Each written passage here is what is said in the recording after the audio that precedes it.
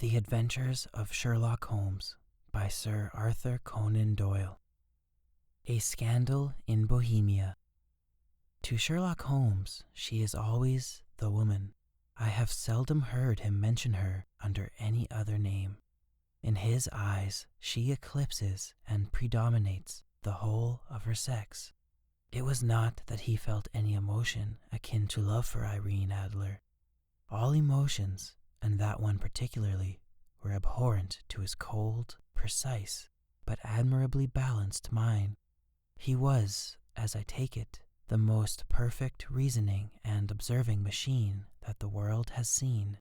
But as a lover, he would have placed himself in a false position. He never spoke of the softer passions, save with a jibe and a sneer. They were admirable things for the observer, excellent for drawing the veil from men's motives and actions. But for the trained reasoner to admit such intrusions into his own delicate and finely adjusted temperament was to introduce a distracting factor which might throw a doubt upon all his mental results.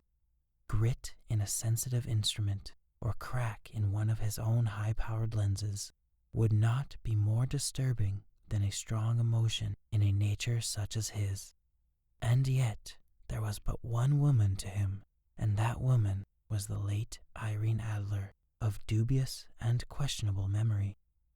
I had seen little of Holmes lately. My marriage had drifted us away from each other. My own complete happiness and the home-centered interests which rise up around the man who first finds himself master of his own establishment were sufficient to absorb all my attention, while Holmes, who loathed every form of society with his whole bohemian soul, remained in our lodgings in Baker Street, buried among his old books, and alternating from week to week between cocaine and ambition.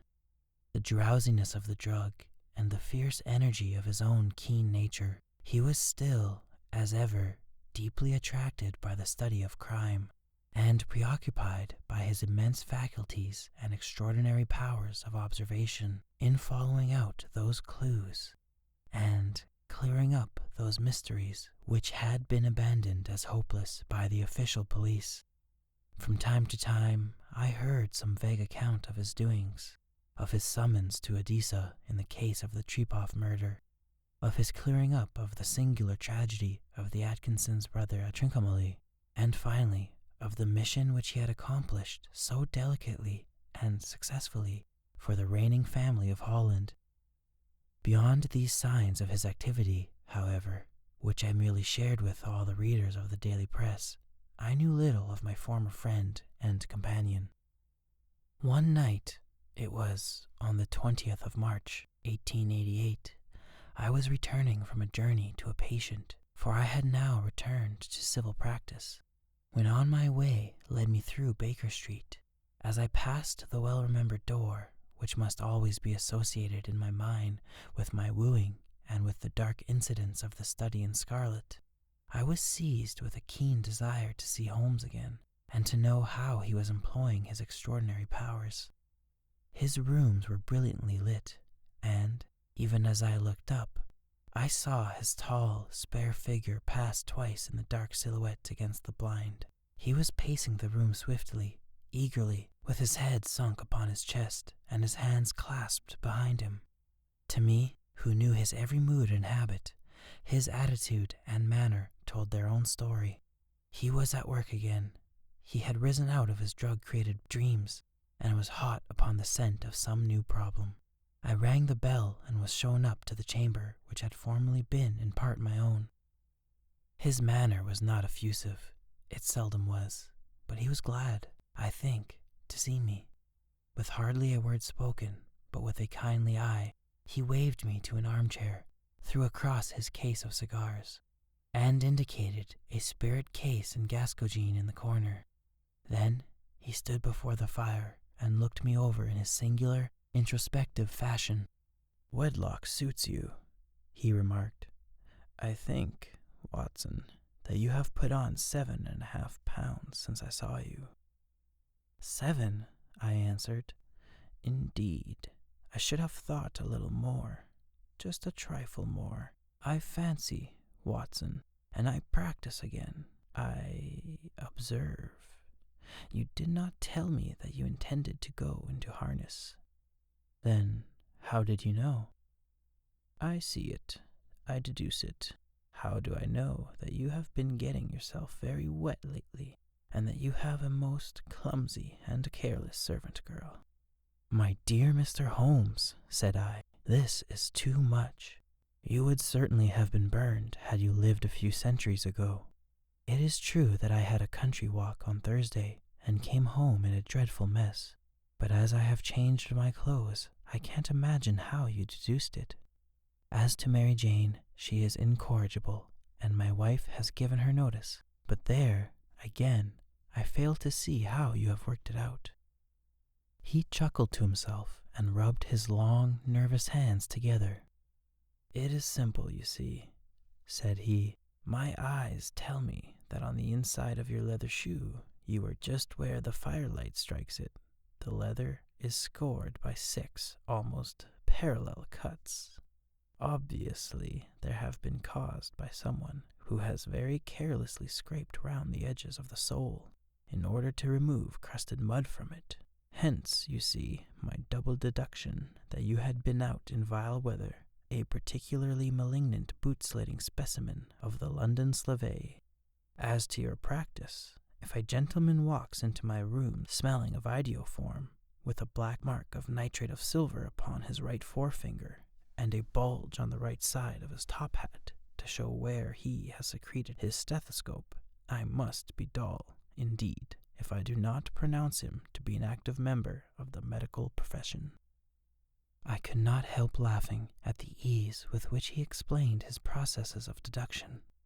When I hear you give your reasons, I remarked, the thing always appears to me to be so ridiculously simple that I could easily do it myself, though at each successive instance of your reasoning, I am baffled until you explain your process, and yet I believe that my eyes are as good as yours.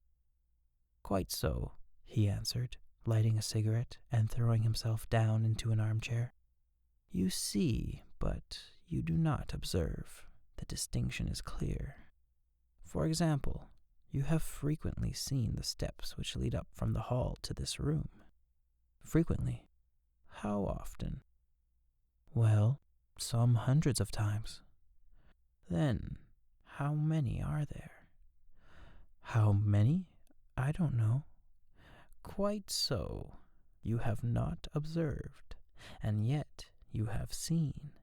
That is just my point. Now, I know that there are 17 steps because I have both seen and observed. By the way, since you are interested in these little problems, and since you are good enough to chronicle 1 or 2 of my trifling experiences, you may be interested in this. He threw over a sheet of thick, pink-tinted notepaper which had been lying open upon the table. It came by the last post, said he. Read it aloud. The note was undated and without either signature or address. There will call upon you tonight at 7:45 o'clock, it said, a gentleman who desires to consult you upon a matter of the very deepest moment. Your recent services to one of the royal houses of Europe have shown that you are one who may safely be trusted with matters which are of an utmost importance, which can hardly be exaggerated. This account of you we have from all quarters received. Be in your chamber then at that hour, and do not take it amiss if your visitor wear a mask. This is indeed a mystery, I remarked. What do you imagine it means? I have no data yet. It is a capital mistake to theorize before one has data. Insensibly one begins to twist facts to suit theories, instead of theories to suit facts. But the note itself, what do you deduce from it? I carefully examined the writing and the paper upon which it was written. The man who wrote it was presumably well-to-do, I remarked, endeavoring to imitate my companion's process. Such paper could not be bought under ½ a crown a packet. It is peculiarly strong and stiff. Peculiar, that is the very word, said Holmes. It is not an English paper at all. Hold it up to the light." I did so, and saw a large E with a small g and p, and a large G with a small t woven into the texture of the paper. "What do you make of that?" asked Holmes. "The name of the maker, no doubt, or his monogram, rather." "Not at all. The G with the small t stands for Gesellschaft, which is the German for company.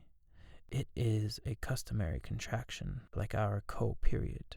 P, of course, stands for papier. Now, for the EG, let us glance at our continental gazetteer." He took down a heavy brown volume from his shelves. "Eglo, Eglonix, here we are, Egria. It is in a German-speaking country, in Bohemia, not far from Carlsbad, remarkable as being the scene of the death of Wallstein, and for its numerous glass factories and paper mills. My boy, what do you make of that?" His eyes sparkled, and he sent up a great blue triumphant cloud from his cigarette. "The paper was made in Bohemia," I said. "Precisely, and the man who wrote the note is a German. Do you note the peculiar construction of the sentence? This account of you we have from all quarters received. A Frenchman or Russian could not have written that. It is the German who is so uncourteous to his verbs. It only remains, therefore, to discover what is wanted by this German, who writes upon Bohemian paper and prefers wearing a mask to showing his face. And here he comes, if I am not mistaken, to resolve all our doubts." As he spoke, there was a sharp sound of horses' hooves and granting wheels against the curb, followed by a sharp pull at the bell. Holmes whistled. "A pair, by the sound," said he. "Yes," he continued, glancing out of the window. "A nice little brougham with a pair of beauties, 150 guineas apiece. There's money in this case, Watson, if there is nothing else." "I think that I had better go, Holmes." "Not a bit, Doctor. Stay where you are. I am lost without my Boswell, and this promises to be interesting. It would be a pity to miss it." "But your client—" "Never mind him. I want your help, and so may he. Here he comes. Sit down in that armchair, Doctor, and give us your best attention." A slow and heavy step, which had been heard upon the stairs and in the passage, paused immediately outside the door. Then there was a loud and authoritative tap. "Come in," said Holmes. A man entered, who could hardly have been less than 6 feet 6 inches in height, with the chest and limbs of Hercules. His dress was rich with a richness which would, in England, be looked upon as akin to bad taste.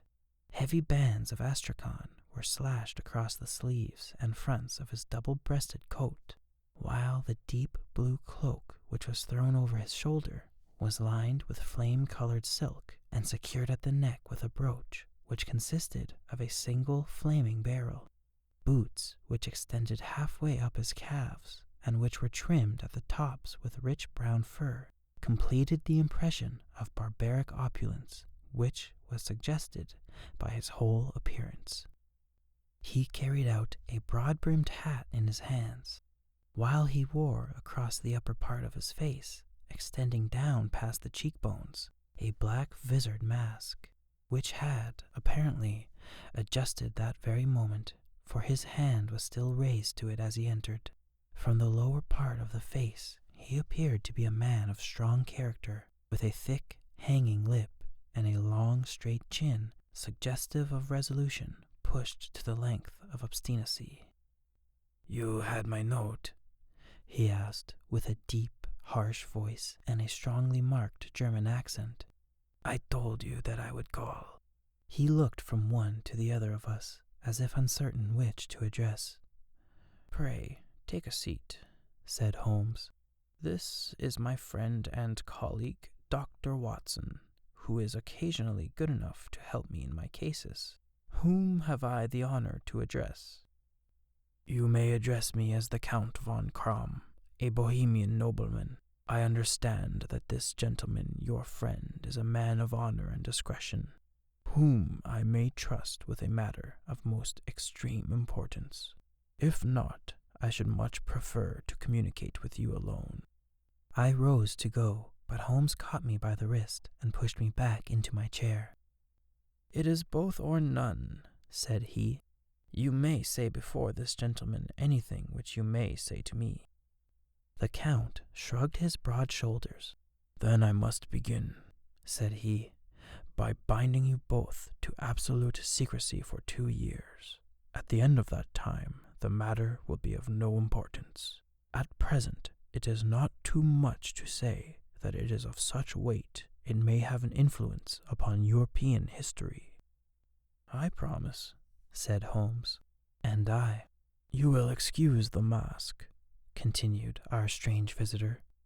"The august person who employs me wishes his agent to be unknown to you, and I may confess at once that the title by which I have just called myself is not exactly my own."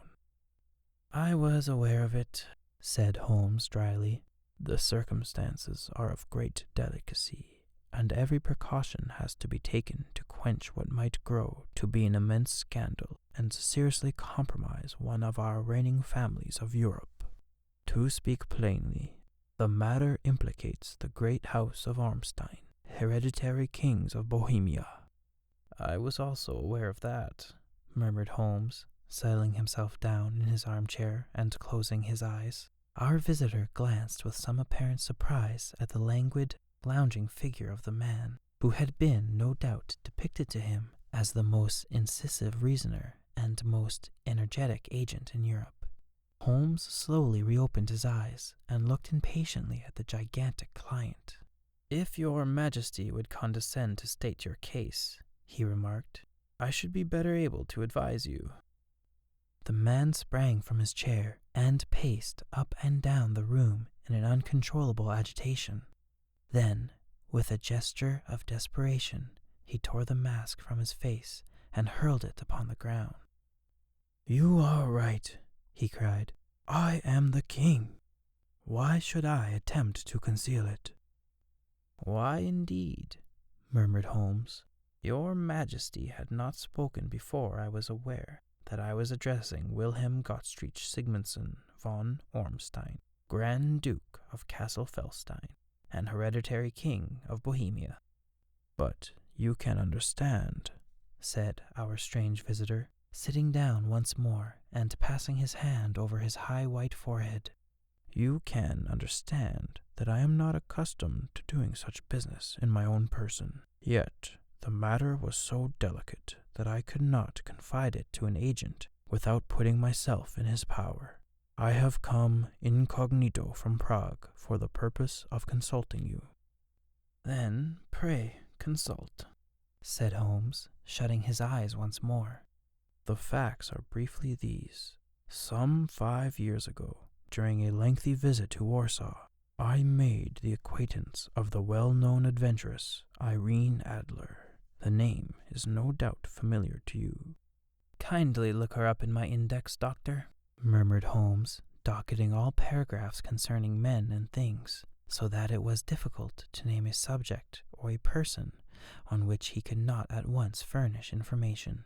In this case, I found her biography sandwiched in between that of a Hebrew rabbi and that of a staff commander who had written a monograph upon deep-sea fishes. "Let me see," said Holmes. Born in New Jersey in the year 1858. Contralto, La Scala, Prima donna, Imperial Opera of Warsaw, yes. Retired from operatic stage, Living in London, quite so. Your Majesty, as I understand, became entangled with this young person, wrote her some compromising letters, and is now desirous of getting those letters back." "Precisely so, but how?" "Was there a secret marriage?" "None." "No legal papers or certificates?" "None." "Then I fail to follow your Majesty. If this young person should produce her letters for blackmailing or other purposes, how is she to prove their authenticity? There is the writing. Pooh, forgery. My private notepaper. Stolen. My own seal. Imitated.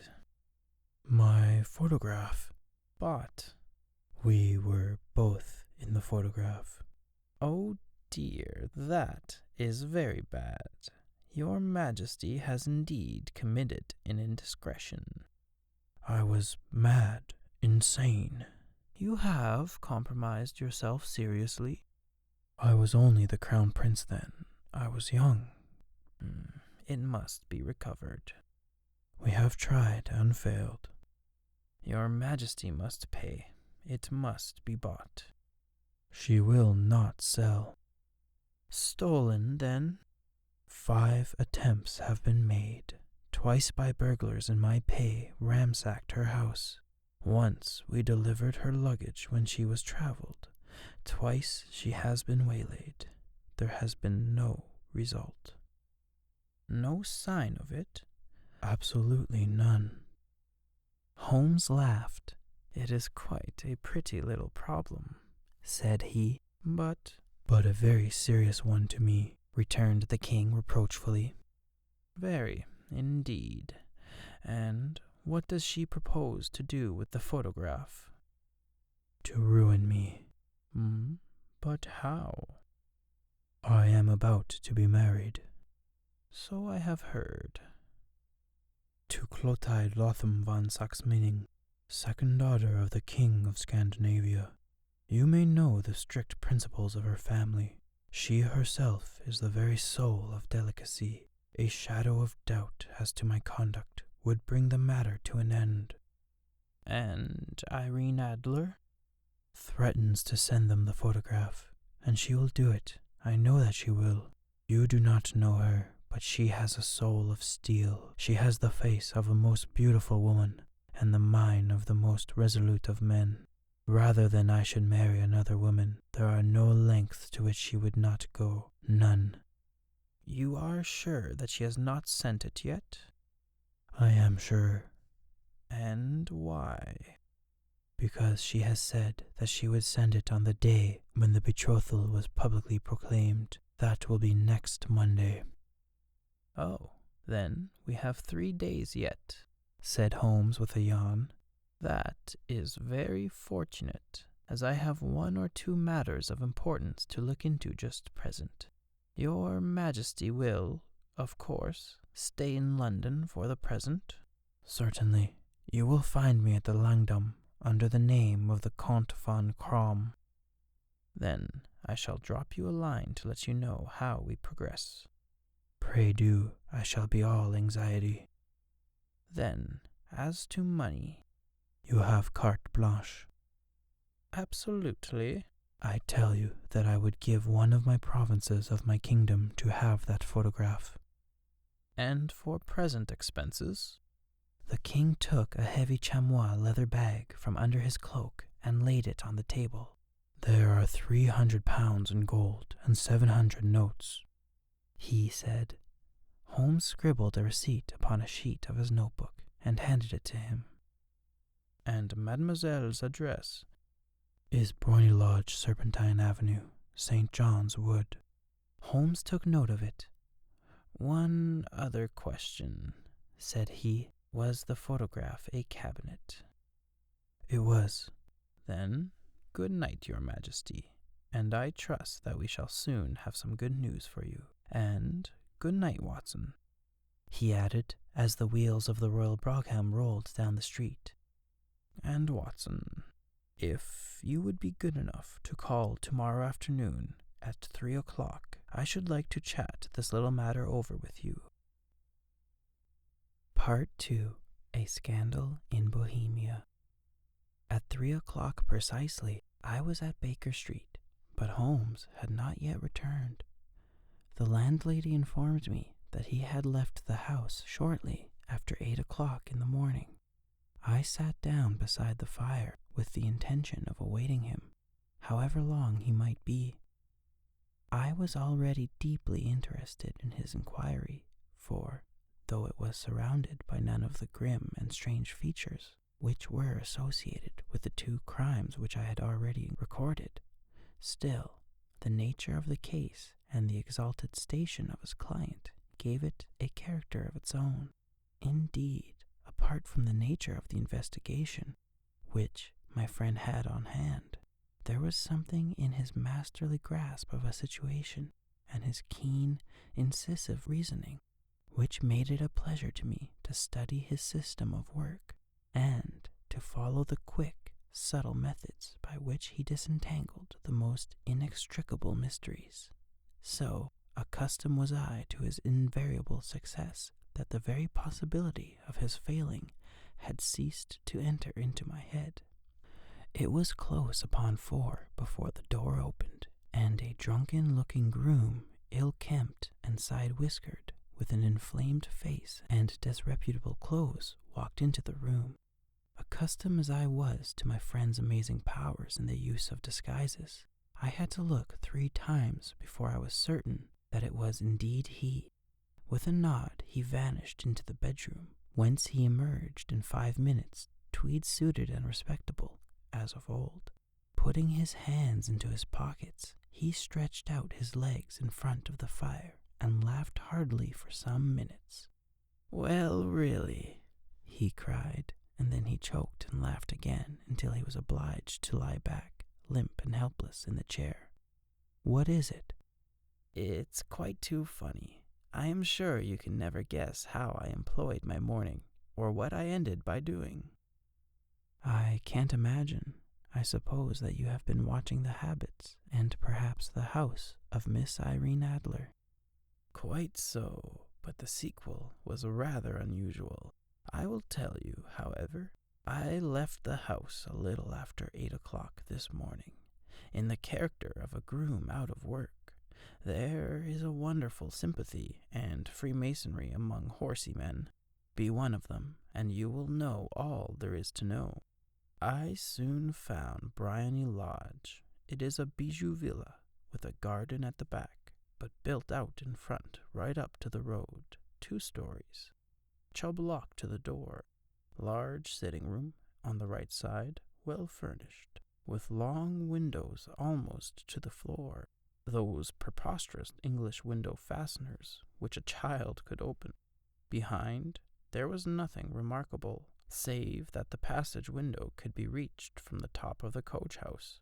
I walked round it and examined it closely from every point of view, but without noting anything else of interest. I then lounged down the street and found, as I expected, that there was a mews in a lane which runs down by one wall of the garden. I lent the ostlers a hand in rubbing down their horses, and received in exchange 2 pence, a glass of half and half, 2 fills of shag tobacco, and as much information as I could desire about Miss Adler, to say nothing of 6 other people in the neighborhood in whom I was not in the least interested, but whose biographies I was compelled to listen to. "And what of Irene Adler?" I asked. "Oh, she has turned all the men's heads down in that part. She is the daintiest thing under the bonnet on this planet, so say the serpent mews to a man. She lives quietly, sings at concerts, drives out at 5 every day, and returns at 7 sharp for dinner. Seldom goes out at other times, except when she sings. Has only 1 male visitor, but a good deal of him. He is dark, handsome, and dashing. Never calls less than once a day, and often twice. He is a Mr. Godfrey Norton of the Inner Temple. See the advantage of a cabman as a confidant. They had driven him home 12 times from Serpentine Mews, and knew all about him. When I had listened to all they had to tell, I began to walk up and down near Bryony Lodge once more, and to think over my plan of campaign. This Godfrey Norton was evidently an important figure in the matter. He was a lawyer. That sounded ominous. What was the relation between them, and what the object of his repeated visits? Was she his client, his friend, or his mistress. If the former, she had probably transferred the photograph to his keeping. If the latter, it was less likely. On the issue of his question depended whether I should continue my work at Briony Lodge, or turn my attention to the gentleman's chambers in the temple. It was a delicate point, and it widened the field of my inquiry. I fear that I bore you with these details, but I have to let you see my little difficulties if you are to understand my situation. I am following you closely, I answered. I was still balancing the matter in my mind when a hansom cab drove up to Briony Lodge, and a gentleman sprang out. He was a remarkably handsome man, dark, aquiline, and moustached. Evidently the man of whom I had heard. He appeared to be in a great hurry, shouted to the cabman to wait, and brushed past the maid who opened the door with the air of a man who was thoroughly at home. He was in the house about half an hour, and I could catch glimpses of him in the windows of the sitting room, pacing up and down, talking excitedly, and waving his arms. Of her I could see nothing. Presently he emerged, looking even more flurried than before. As he stepped up to the cab, he pulled a gold watch from his pocket and looked at it earnestly. "Drive like the devil," he shouted, "first to Gross and Hankey's in Regent Street, and then to Church of St. Monica in Edgard Road. Half a guinea if you do it in 20 minutes.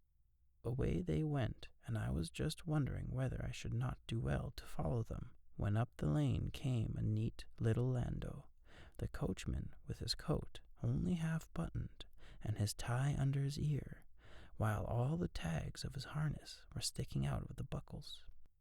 It hadn't pulled up before she shot out of the hall door and into it. I only caught a glimpse of her at the moment, but she was a lovely woman with the face that a man might die for. "The Church of St. Monica John," she cried, "and half a sovereign if you reach it in 20 minutes. This was quite too good to lose, Watson. I was just balancing whether I should run for it, or whether I should perch behind her landau when a cab came through the street. The driver looked twice at such a shabby fare, but I jumped in before he could object. "The Church of St. Monica," said I, "and half a sovereign if you reach it in 20 minutes. It was 25 minutes to 12, and of course it was clear enough what was in the wind. My cabby drove fast. I don't think I ever drove faster, but the others were there before us. The cab and the landau with their steaming horses were in front of the door when I arrived. I paid the man and hurried into the church.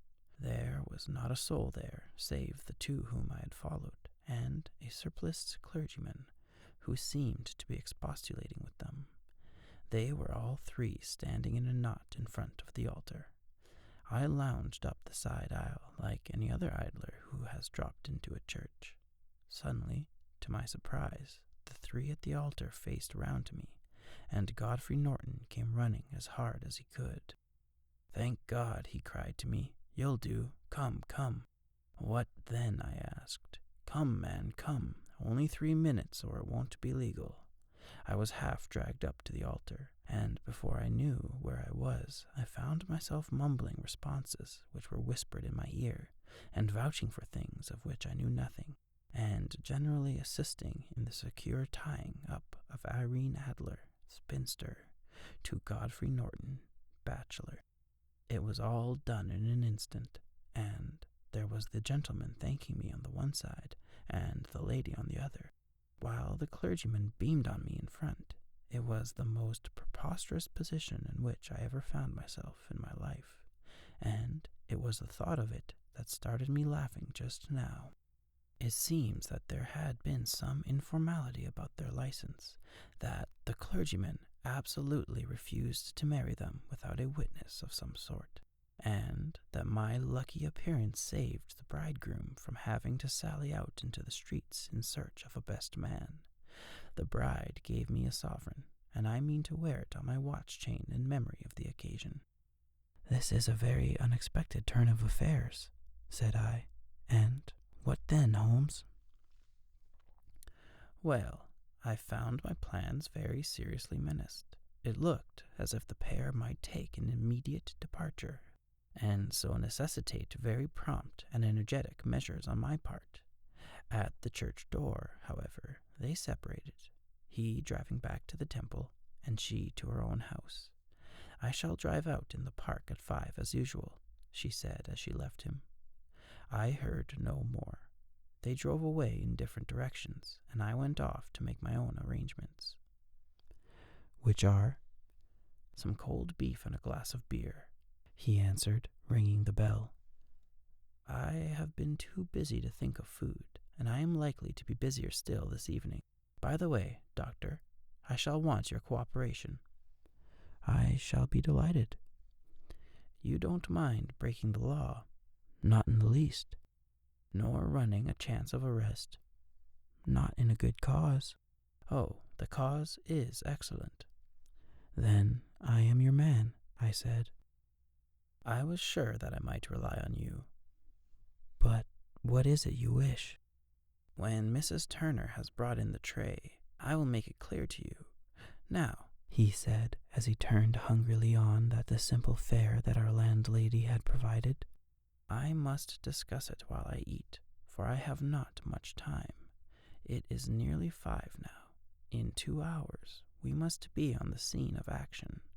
Miss Irene, or Madam rather, returns from her drive at 7. We must be at Briony Lodge to meet her. And what then? You must leave that to me. I have already arranged what is to occur. There is only one point on which I must insist. You must not interfere, come what may.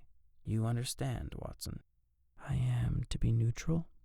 To do nothing whatever. There will probably be some small unpleasantness. Do not join in it. It will end in my being conveyed into the house. 4 or 5 minutes afterwards, the sitting-room window will open. You are to station yourself close to that open window. Yes. You are to watch me, for I will be visible to you. Yes. And then I will raise my hand, so you will throw into the room what I give you to throw, and will, at the same time, raise the cry of fire. You quite follow me? Entirely. It is nothing very formidable, he said, taking a long cigar-shaped roll from his pocket. It is an ordinary plumber smoke rocket, fitted with a cap at either end to make it self-lighting. Your task is confined to that. When you raise your cry of fire, it will be taken up by quite a number of people. You may then walk to the end of the street, and I will rejoin you in 10 minutes. I hope that I have made myself clear. I am to remain neutral, to get near the window, to watch you, and at the signal, to throw in this object, then to raise the cry of fire, and to wait you at the corner of the street. Precisely. Then you may entirely rely on me. That is excellent. I think, perhaps, it is almost time that I prepare for the new role I have to play. He disappeared into his bedroom and returned in a few minutes in the character of an amiable and simple-minded nonconformist clergyman. His broad black hat, his baggy trousers, his white tie, his sympathetic smile, and general look of peering and benevolent curiosity were such as Mr. John Hare alone could have equaled. It was not merely that Holmes changed his costume. His expression, his manner, his very soul seemed to vary with every fresh part that he assumed. The stage lost a fine actor, even as science lost an acute reasoner, when he became a specialist in crime. It was 6:15 when we left Baker Street, and it still wanted 10 minutes to the hour when we found ourselves in Serpentine Avenue. It was already dusk, and the lamps were just being lighted as we paced up and down in front of Briony Lodge, waiting for the coming of its occupant. The house was just such as I had pictured it from Sherlock Holmes' succinct description, but the locality appeared to be less private than I expected. On the contrary, for a small street in a quiet neighborhood, it was remarkably animated. There was a group of shabbily dressed men smoking and laughing in the corner, a scissors grinder with his wheel, 2 guardsmen who were flirting with the nurse girl, and several well-dressed young men who were lounging up and down with cigars in their mouths. "You see," remarked Holmes as we paced to and fro in front of the house, "this marriage rather simplifies matters. The photograph becomes a double-edged sword now. The chances are that she would be as adverse to it being seen by Mr. Godfrey Norton as our client is to its coming to the eyes of its princess. Now, the question is, where are we to find the photograph?" "Where indeed?" "It is most likely that she carries it about with her. It is cabinet size, too large for easy concealment about a woman's dress. She knows that the king is capable of having her waylaid and searched. 2 attempts of the sort have already been made. We may take it, then, that she does not carry it about with her." "Where, then?" "Her banker or her lawyer. There is that double possibility, but I am inclined to think neither. Women are naturally secretive, and they like to do their own secreting. Why should she hand it over to anyone else? She could trust her own guardianship, but she could not tell what indirect or political influence might be brought to bear upon a businessman. Besides, remember that she had resolved to use it within a few days. It must be where she can lay her hands upon it. It must be in her own house." "But it has been twice burgled." "They did not know how to look." "But how will you look?" "I will not look." "What then?" "I will get her to show me."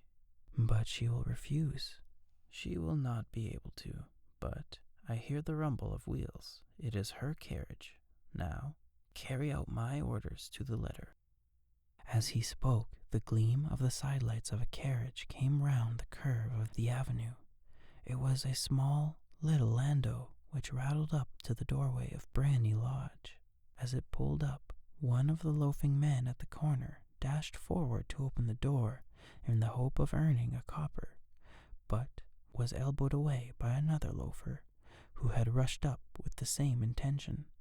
A fierce quarrel broke out, which was increased by the 2 guardsmen, who took sides with one of the loungers, and by the scissor grinder, who was equally hot upon the other side. A blow was struck, and in an instant the lady, who had stepped from her carriage, was the center of a little knot of flush and struggling men, who struck savagely at each other with their fists and sticks. Holmes dashed into the crowd to protect the lady, but just as he reached her, he gave a cry and dropped to the ground, with the blood running freely down his face. At his fall, the guardsmen took to their heels in one direction and the loungers to the other, while a number of better-dressed people who had watched the scuffle without taking part in it crowded in to help the lady and to attend to the injured man. Irene Adler, as I will still call her, had hurried up the steps, but she stood at the top with her superb figure outlined against the lights of the hall, looking back into the street. "Is the poor gentleman much hurt?" she asked. He's dead," cried several voices. No, there's still life in him," shouted another. "But he'll be gone before you can get him to the hospital." "He's a brave fellow," said a woman. "They would have had the lady's purse and watch if it hadn't been for him. They were a gang, and a rough one, too. Ah, he's breathing now. He can't lie in the street. May we bring him in, ma'am?" "Bring him into the sitting room. There is a comfortable sofa. This way, please." Slowly and solemnly he was borne into Brandy Lodge, and laid out in the principal room. While I still observed the proceedings from my post by the window, the lamps had been lit, but the blinds had not been drawn, so that I could see Holmes as he lay upon the couch. I do not know whether he was seized with compunction at the moment for the part he was playing, but I know that I never felt more heartily ashamed of myself in my life than when I saw the beautiful creature against whom I was conspiring, or the grace and kindliness with which she waited upon the injured man. And yet It would be the blackest treachery to Holmes to draw back now from the part which he had instructed to me. I hardened my heart and took the smoke rocket from under my ulster. After all, I thought, we are not injuring her. We are but preventing her from injuring another. Holmes had sat up upon the couch, and I saw him motion like a man who is in need of air. A maid rushed across and threw open the window. At the same instant, I saw him raise his hand, and, at the signal, I tossed my rocket into the room with a cry of "Fire!" The word was no sooner out of my mouth than the whole crowd of spectators, well-dressed and ill, gentlemen, ostlers, and servant-maids, joined in the general shriek of "Fire!" Thick clouds of smoke curled through the room, and out at the open window. I caught a glimpse of rushing figures, and, a moment later, the voice of Holmes from within, assuring them that it was a false alarm.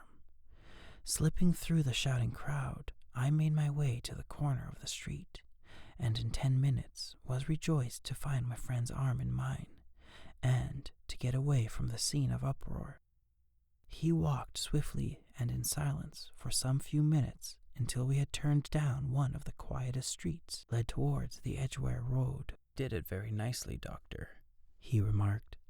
"Nothing could have been better. It is all right." "You have the photograph?"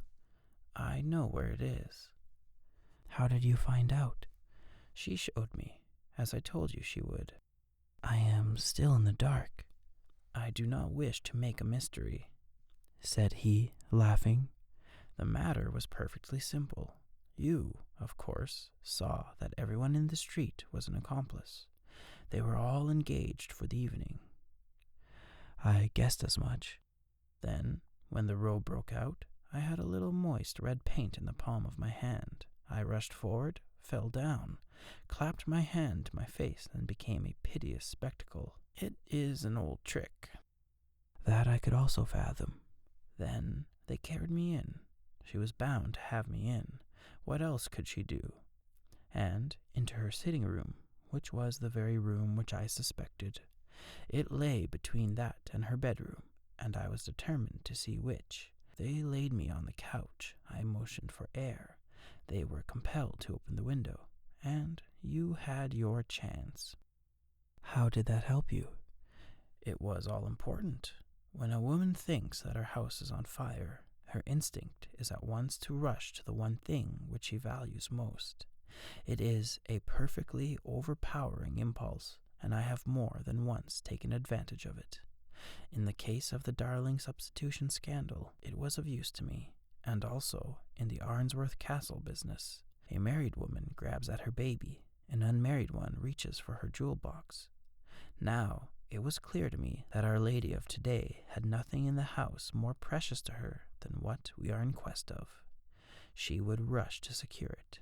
The alarm of fire was admirably done. The smoke and shouting were enough to shake nerves of steel.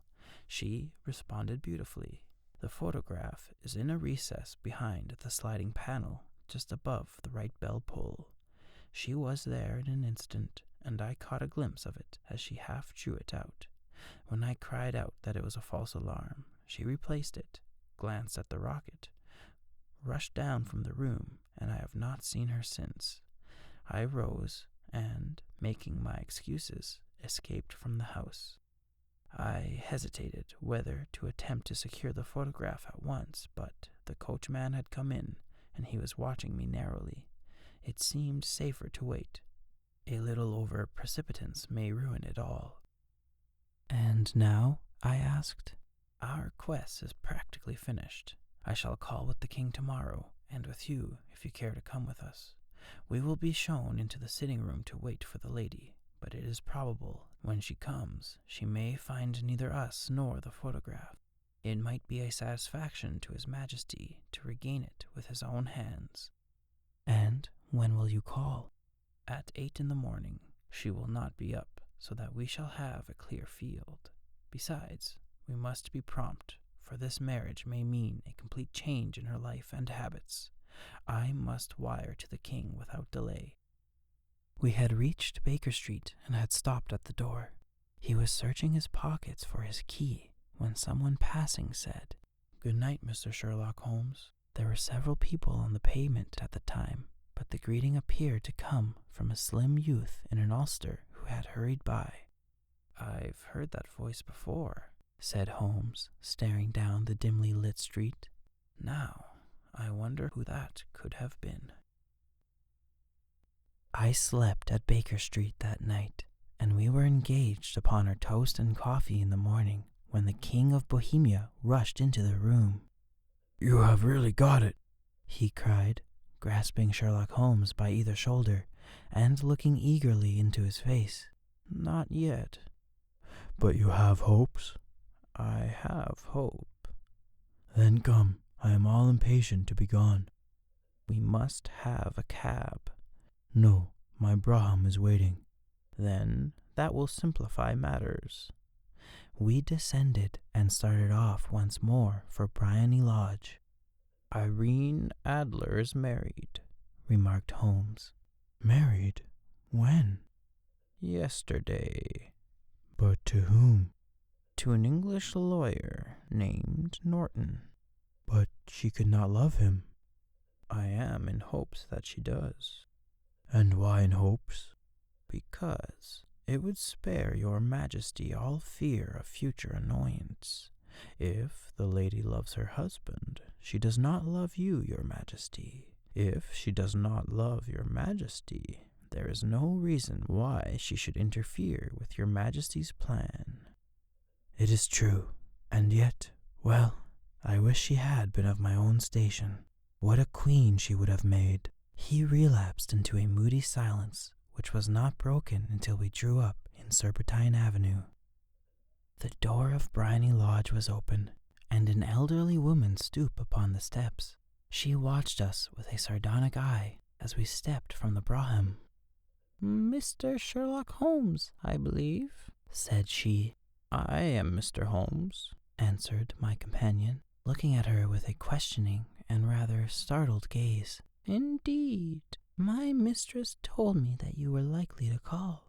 She left this morning with her husband by the 5:15 train from Charing Cross for the Continent. What? Sherlock Holmes staggered back, white with chagrin and surprise. Do you mean that she left for England? Never to return. And the papers? Asked the king hoarsely. All is lost. We shall see, said Holmes. He pushed past the servant and rushed into the drawing room, followed by the king and myself.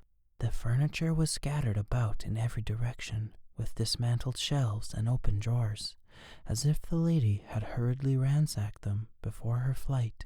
Holmes rushed at the bell-pull, tore back a small sliding shutter, and, plunging in his hand, pulled out a photograph and a letter. The photograph was of Irene Adler herself in an evening dress. The letter was superscribed to Sherlock Holmes, ESQ, to be left till called for. My friend tore it open, and we all three read it together. It was dated at midnight of the preceding night, and ran in this way. My dear Mr. Sherlock Holmes, you really did it very well. You took me in completely. Until after the alarm of fire, I had not a suspicion.